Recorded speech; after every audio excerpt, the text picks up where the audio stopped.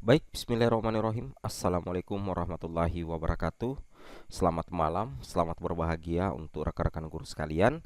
Jadi pada video kali ini Bapak Ibu ya, kembali lagi admin akan mencoba mengupdate informasi terbaru terkait P3K Guru di tahun 2022. Tapi sebelum kita lanjut, bagi rekan-rekan guru yang baru menemukan channel ini, silahkan tekan tombol subscribe ya dan aktifkan lonceng notifikasi agar setiap hari Bapak Ibu bisa mendapatkan update informasi terbaru dari kami. Jadi pada video kali ini Bapak Ibu ya, kami akan fokus terlebih dahulu di jumlah pengangkatan ya untuk guru lulus PG tahun 2022 menjelang tanggal 13 November dan jumlah jatah formasi untuk P2, P3 dan kabar terbaru terkait perpanjangan ya, keinginan dari guru honorer agar pendaftaran di SSCSN ini diperpanjang, dan itu juga diamini tentunya oleh Bu Anita dari fraksi anggota Komisi 10 DPR RI.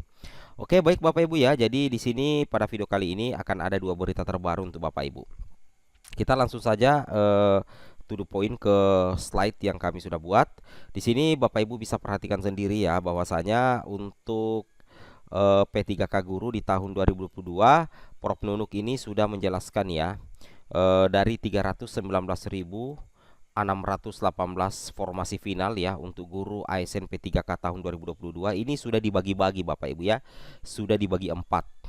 Nah, jadi jelang tanggal 13 November ya, jadi kami tidak katakan final ya. Kami tidak katakan final, tapi jelang tanggal 13 November 2022 yang mana kita ketahui bahwasanya untuk pendaftaran seleksi ya untuk semua pelamar itu dimulai 31 Oktober sampai dengan 13 November 2022. Jadi pendaftaran di SSCSN akan ditutup tanggal 13 November 2022 dan nantinya itu akan dilanjutkan dengan pelaksanaan proses seleksi administrasi dan pengumuman hasil seleksi administrasi direncanakan 16 sampai 17 November. Nah, di sini Bapak Ibu perlu perhatikan bahwasanya 13 November itu adalah tanggal terakhir bagi seluruh pelamar ya pada saat melakukan proses pendaftaran seleksi di SSCSN, kecuali nantinya ada kebijakan baru sehingga nantinya ada perpanjangan pendaftaran. Mudah-mudahan saja ya. Amin. Oke, di sini untuk formasi ini sudah dibagi 4 ya. Untuk kuota P3K Guru tahun 2022 ini sudah dibagi 4. Jadi jumlah guru lulus passing grade yang terdiri dari THK 2, guru honorer negeri, lulusan PPG dan guru swasta yang diangkat menjadi ASN P3K jelang tanggal 13 November itu finalnya itu adalah 127.186 atau sekitar 69% dari total keseluruhan guru lulus PAG, yaitu 193.954 ya. Nah, jadi ada 127.186 yang dipastikan diangkat menjadi ASN dan ini sudah terdiri dari THK 2, guru honorer negeri, lulusan PPG dan juga guru swasta. Nah, sedangkan untuk jatah formasi untuk P2, jadi di sini Prof Nunuk ya sudah memetakan ya jumlah formasi untuk prioritas 2. Jadi jumlah formasi yang bisa diisi oleh prioritas 2 yang mana kita ketahui eh, pelamar prioritas 2 itu dan pelamar prioritas 3 itu adalah THK 2 dan guru honorer negeri lebih dari 3 tahun itu melalui seleksi observasi dan verifikasi yang mana ada sekitar 3.184 formasi ya yang bisa diperebutkan untuk pelamar P2 dan P3 melalui jalur observasi. Sedangkan untuk pelamar ini ya, ini formasi untuk P3 kayaknya bukan nih. Ini ada kesalahan di sini. Kenapa sama-sama P3 ya? Nah, ini melalui tes ya. Jadi ini kemungkinan adalah pelamar umum Bapak Ibu ya. Berarti ada sekitar 127.232 dan 62.016 seperti itu ya.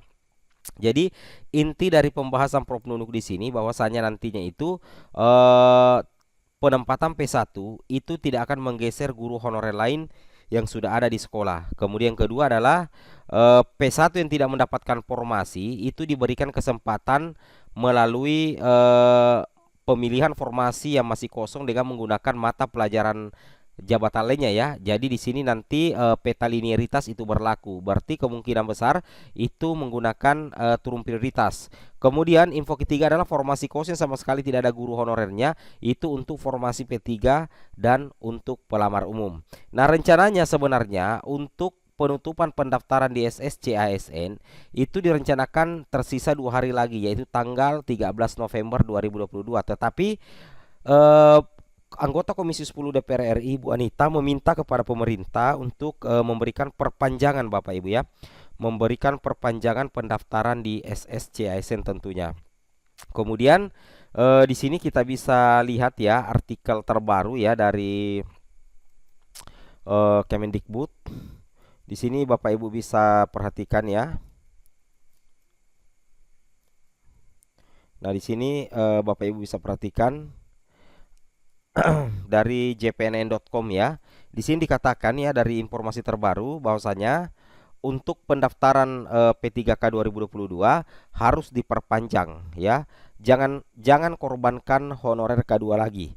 Nah, di sini ini datang dari salah satu forum honorer yang bernama PHK2I atau khusus untuk pengurus pusat perkumpulan honorer K2 di Indonesia.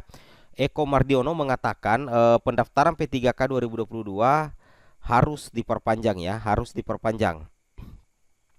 Nah, menurut Pak Eko, bila pemerintah memaksakan untuk menutup pendaftaran pada tanggal 13 November, itu sudah dipastikan banyak yang menjadi korban. Betul sekali ya. Ini juga sesuai dengan apa yang dibahas di RDP kemarin ya antara Kemendikbud ya dengan Komisi 10 yang mana datang dari Ibu Anita yang meminta agar pendaftaran di SSCSN itu jangan ditutup dulu.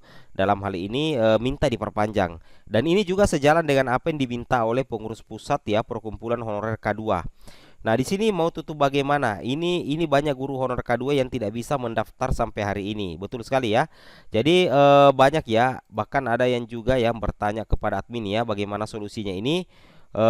Beliau ini turun status Bapak Ibu ya. Beliau ini meminta turun status. Ketika turun status justru tidak ada formasi dalam hal itu. Mohon maaf tidak ada formasi. Jadi secara otomatis admin menyarankan untuk memeriksa data dapodik terlebih dahulu. Karena kemungkinan besar kesalahan ada di situ Bapak Ibu ya. Nah, di sini dikatakan belum lagi ujar Eko, guru honorer K2 yang masuk database BKN malah menjadi pelamar umum P4. Seharusnya honorer K2 masuk prioritas 2.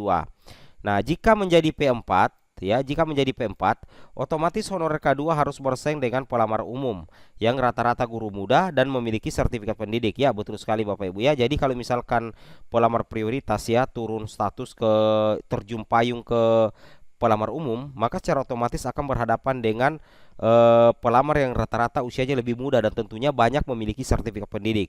Beda halnya kalau misalkan Bapak Ibu itu turun prioritas dari apa namanya? Dari P2 atau P3 itu tetap Bapak Ibu akan menjadi prioritas di seleksi observasi nantinya sebagaimana yang diutarakan oleh Prof Nunuk kemarin. Nah, di sini giliran sudah kantongi ijazah S1 mereka harus mengubah dapodiknya. Setelah diubah tetap tidak bisa menyelesaikan masalah. Mereka tetap masuk pelamar umum bahkan gagal mendaftar. Kacau balau ini pengadaan P3K 2022. Honorer K2 jadi korbannya ucapnya. Seperti itu Bapak Ibu ya. Nah, untuk lebih jelasnya, Bapak Ibu silakan simak ya pemaparan sedikit dari Prof Nunuk terkait jumlah pengangkatan lulus PG dan yang belum diangkat menjadi ASN P3K. Selamat menyaksikan.